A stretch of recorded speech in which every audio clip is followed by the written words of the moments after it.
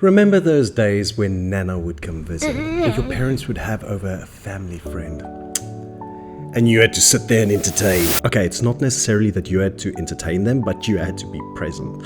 Why am I being punished with their cordial visit? I just want to go play games. I don't care if it makes my eyes square. Don't try and concern kids with that. I mean, my hairy palms is hardly bothering me. But when you had that moment to just sit down in front of a screen and start up your game of choice and just be able to play. Even more recently, just the sheer excitement of just being able to escape after a long day's work. Or launch your game, or launch your game launcher. Or in some cases, launch your game launcher to launch a launcher in a newly launched game. Okay, now I lost it. Anyways, for me at least, I was just so excited to just play and escape. Until it became an obligation. I don't really know when exactly daily started dropping in. I don't think anyone does. It just happened so gradually. Maybe it was Ashran's Call, where they had repeatable quests that reset daily, or Ultima Online with its, Power Hour. And I remember something like World of Warcraft Burning Crusades that had the Shattered Sun Offensive dailies, but I don't remember actually partaking in those, so it's most likely not that. The thing is, I'm highly susceptible in dedicating hard to my dailies in games. I find it interesting. It's almost like in an obsessive way, and I can't exactly place my finger on why. So the same with when dailies became a thing. I also can't really remember what was the title that made me really get hooked to dailies. I remember putting a lot of effort into World of Warcraft later. Guild Wars 2 had that, and also GTA Online. Ugh, I know. Red Dead Online.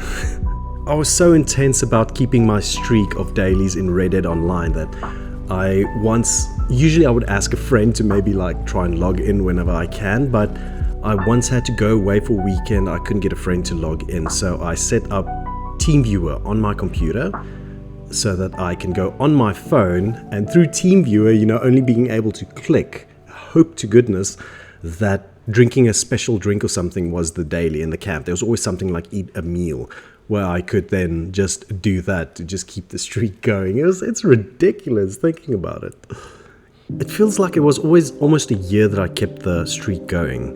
Okay, I did do a check, and it seems to only be a couple of 100. No, it's lies, I tell you. It was much more than that. But the mystery remains. Why does it have such a grip on me, and is it only me? It's not even that I'm trying to impress people by, oh, look at my daily streak, or anything like that.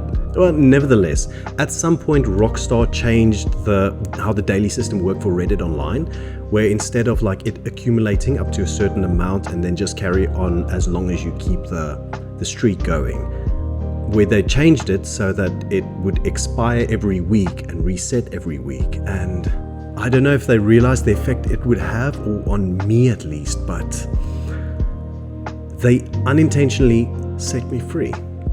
It was like this weight was lifted off my shoulders. I didn't have this obligation to have to go into the game every day. I could just live. It was so liberating, in fact. It hit me so intensely that it opened my eyes to the whole daily models as a concept. And I made this light-hearted or half-assed oath to never let a game's daily take a hold of me like that.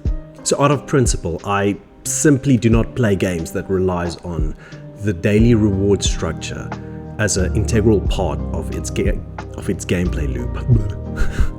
It is such a predatory method of keeping the player count up, and that description is exactly what it is. Predatory. I mean, people don't really care if the dailies themselves are actually good. I mean, people generally don't really care about controversies that happen in games or game companies if the games they make are good. It's very funny, humans like that. But once the company makes it so that the rewards are too good to miss out on instead of the game itself, that's where it becomes closer to a bribe.